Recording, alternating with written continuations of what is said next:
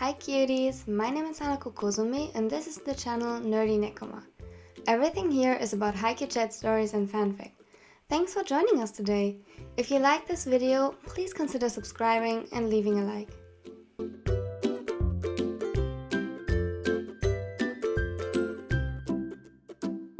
And with that, welcome to today's video, or in other words, the next part of Dark Intentions. As you know, there are some content warnings that come with the series, like implied violence, and, well, it's going to get really angsty. There will be a happy end, however, not in this part, so be prepared for that. If you don't want to watch it, that's fine. If you do want to watch it, enjoy. We have a lead. His phone. Daichi nodded eagerly, while simultaneously trying to put on shoes and his jacket. They managed to track it. A small team will follow the signal in case he was threatened and the aggressor is still with him. Of course he was! Koshi would never leave us just like that. You even found his blood. How can... We can't say for sure if it was from Koshi. The lab is still working on it. I hope it wasn't. Me too. As delusional as it might sound, I still hope to find him unharmed and well. I hope that all was just a misunderstanding. He looked down, a small smile tugging at his lips. It is delusional. As much as he understood Daichi, as much as he wanted to believe that himself, if they wanted to save Suga, they needed to face the reality. I know. Haikyuu shivered. His hands were clenched into fists. Let us come with you. I can't. I'm sorry. He's our boyfriend too. Haikyuu was desperate. He needed to know that Suga was alright, or at the very least will be alright. He needed to see it with his own eyes. Daichi's eyes widened at the sight. He couldn't get used to seeing them all hurting so much. His face was scrunched up in anger and frustration. Tears ran from his eyes. With a few steps, Daichi closed the distance between them and held him in a tight embrace. I know, and I'm so incredibly sorry about everything that happened. But I know it's not my fault, just like it isn't yours or Hajime's. But I can't help but feel like I failed him. He pulled away to look him in the eyes. But I will do everything to make up for it. I'm sorry that you'll have to stay here, but it's for the best. You have to trust me for now. Tears glistened in the officer's eyes as he met Todo's. The setter gulped and threw his arms around him in a last embrace. Bring him home. Please. Promise me to... He let out a cough and tried to catch his breath. I promise. He gently guided the taller into Iwazumi's arms, who looked at him with the same look in his eyes. A mixture of shock, desperation, and a silent plea to get Koshi and himself home safely.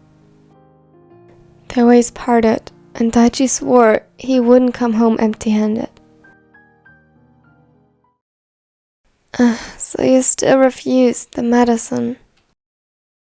He tapped impatiently at the armrest, looking down at Suga from above. That's a shame, truly. You might not believe me, but I hate to see you in pain. It's unbearable to me. His voice sounded almost mocking, even though he seemed to be convinced of his own words as he gave Suga another one of these sickening, sweet smiles. Then why won't you let me go? I wouldn't be in pain if I was home. Is Isn't that obvious? Didn't I make myself clear enough? He raised an eyebrow, stood up, and walked over to him before kneeling down in front of the teacher. I would much rather see you in pain than not be able to see you at all. His thumb tenderly caressed his cheek, and Suga immediately shied away from the touch. He looked taken aback, almost hurt, before plastering a smile on his face again. So that's why you beat me up at the parking lot? Because you wanted me to be in pain? His voice was shaking, but not from fear. He was angry. Furious. The memories of that day returned in vivid color. Bright red dripping from Hinata's knees, and blue and purple blooming on Kemo's neck. No, didn't you listen? I don't want you to be in pain. If I could have you without it, I would be so happy. That's why we have to work together. Then why? His expression darkened and his gaze was getting cold. It sent shivers down his spine, and even though he tried to suppress it, Suga instinctively backed away a bit. I didn't attack you. I didn't. It immediately shut him up. Even if he wanted to, Suga was unable to speak. New images from that day flooded his mind. It were the same that haunted his dreams and hid at dark corners. The same that made him anxious every day. From one moment to the other, he was very much aware of the danger he found himself in. He had seen with his own eyes what the man was capable of when he was mad.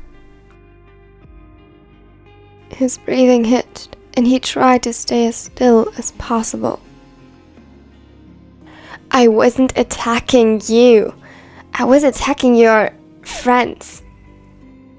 It's not fair how they could be so close to you, but I couldn't. Even after all the effort I put in, they were still so much closer, doing nothing.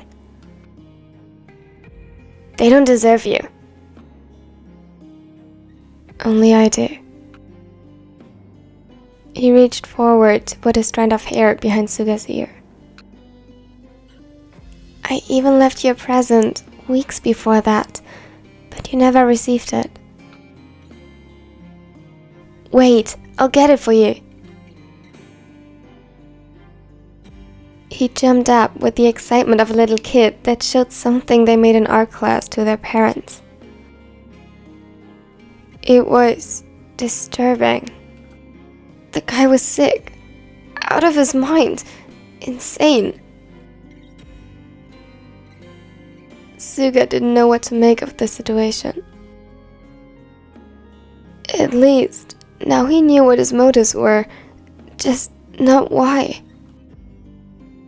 How could it get so far?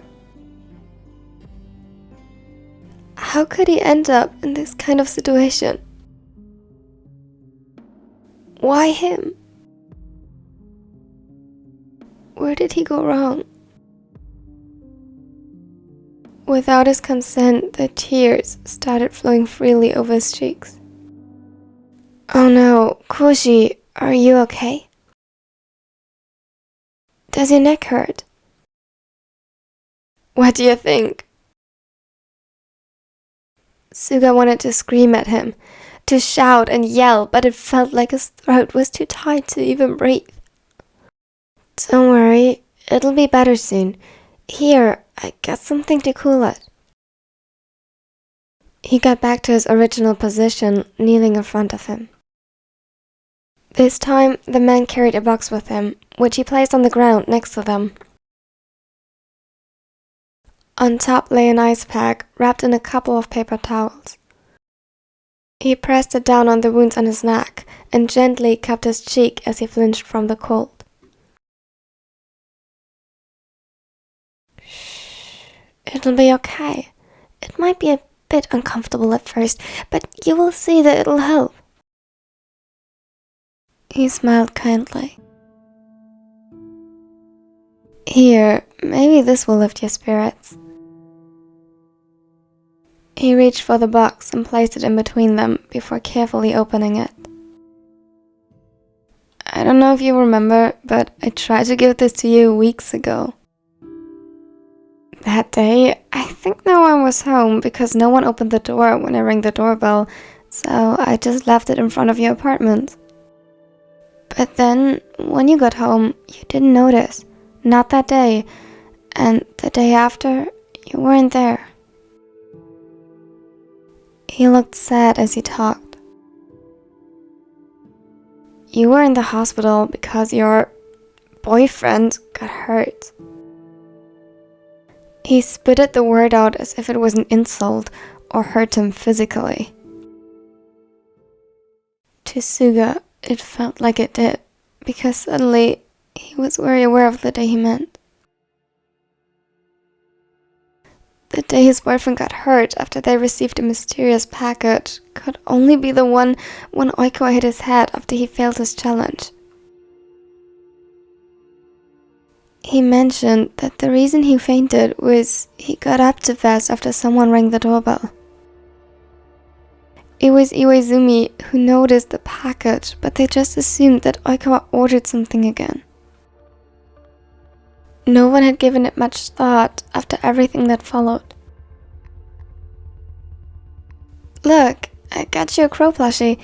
You know, because you went Karasuno in your high school time. You still watch some of the games, even though it has been years since you visited that school. He laughed. The silver-haired's eyes widened in horror as he began to grasp just how bad the situation was. The package. That was weeks ago. For how long did you know their address? How long did you plan all of this? His breathing grew more and more shallow, and his vision blurred. He couldn't see the plushie clearly. It was just a black spot surrounded by what looked like an omen of death itself. Yes, I'm sorry. You see, the flowers were fresh when I intended to give them to you the first time. I should have exchanged them for new ones, but I was just so excited to finally show you. I couldn't wait. Do you like it? Slowly he met his gaze, unable to disguise the obvious terror and disgust in his expression. Get away from me. Get away from me. This time it was fear that made his voice tremble. He laughed again, but the childlike joy was gone from his tone. You and me, Suga. All this effort. Well, don't worry about it. There's still plenty of time for you to get used to it. You're nervous. That's completely normal at the beginning. His smile returned. I leave the plushie with you, as a reminder of my kindness. I don't want it. He kicked the box away. That was not nice, Koshi. I put so much effort into it.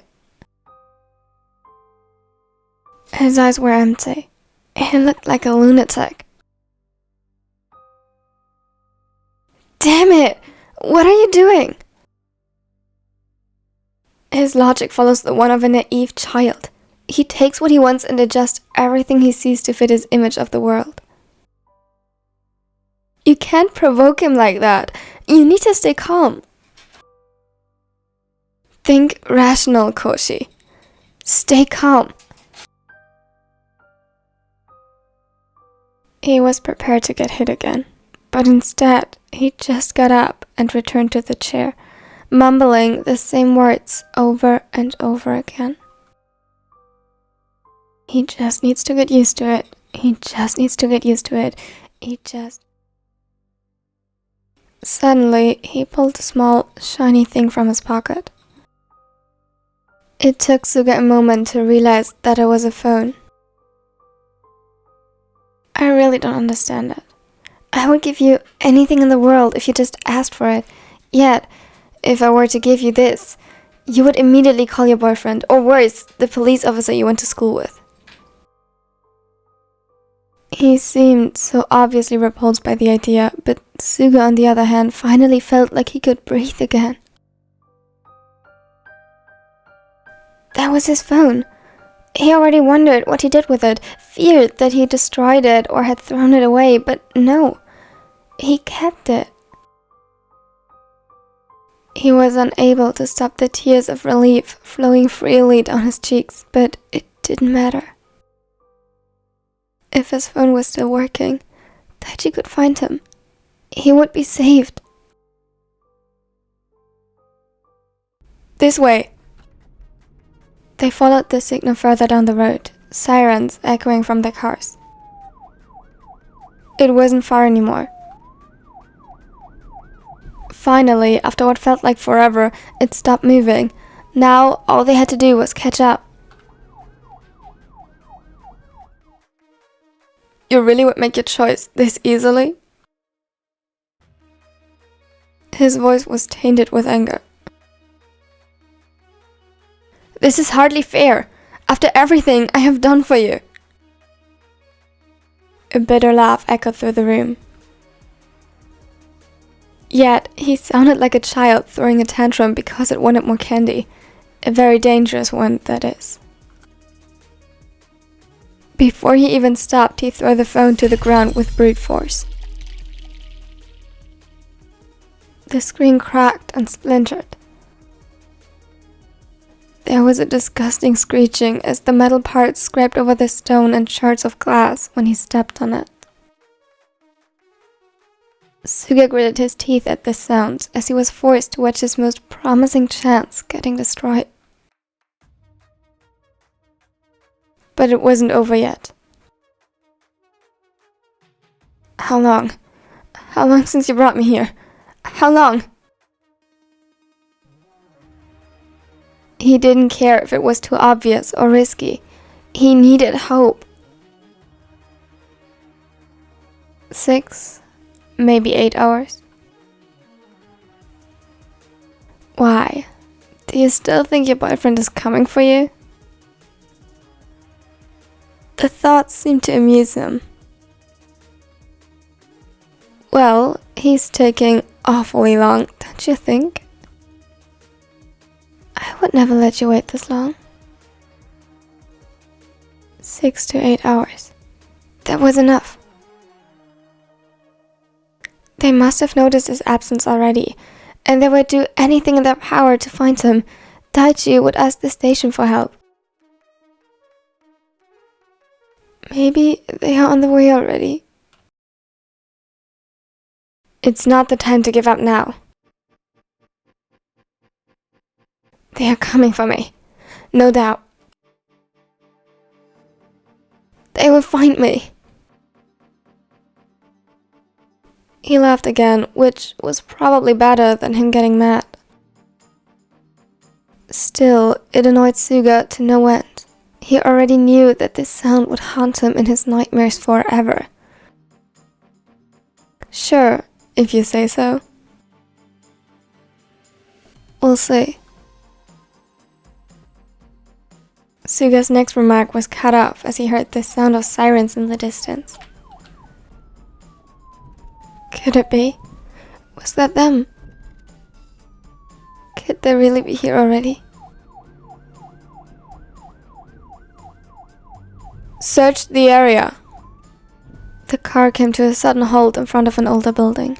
It was a train station, the last one on this track, fairly outside of the city, and with some distance towards the next building and busy streets.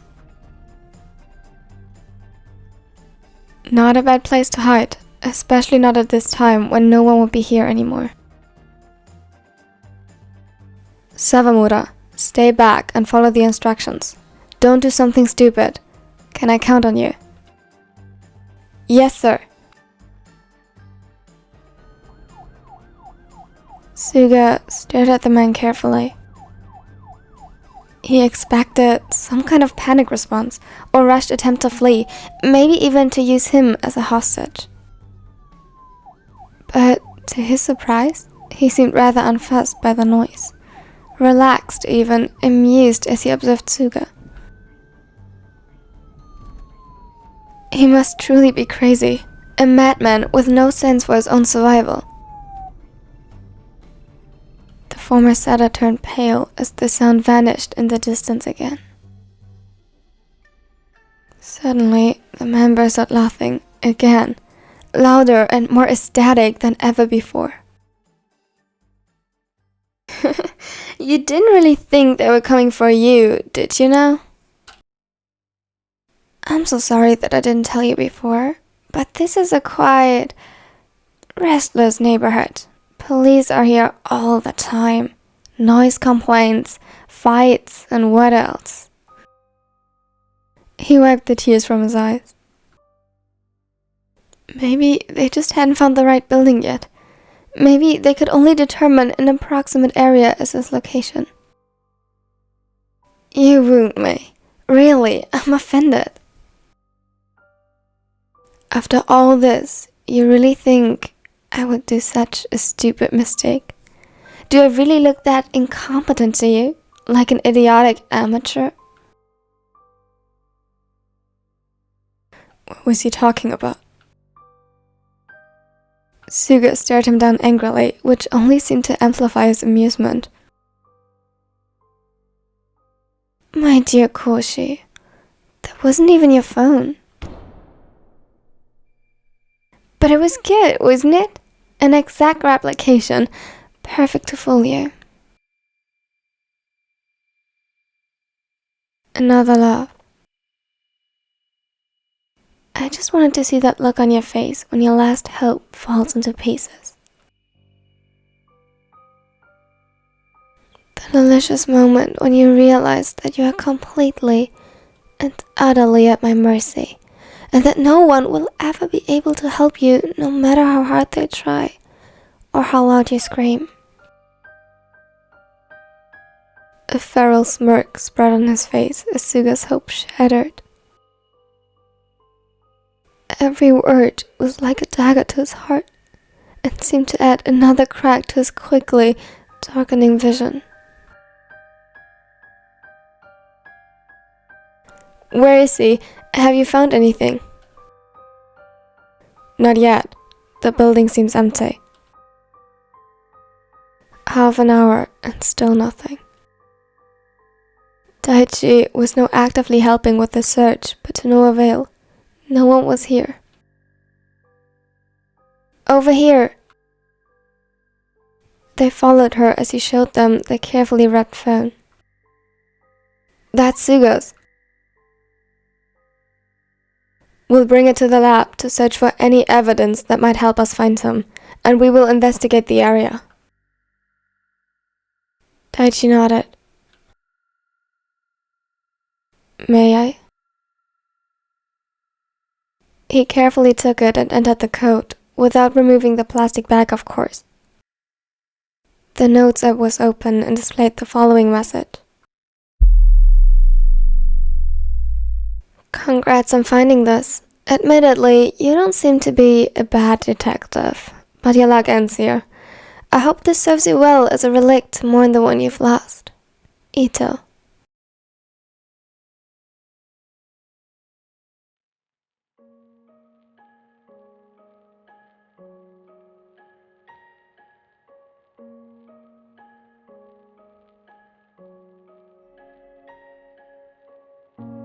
Thanks for watching till the end. I hope you enjoyed it.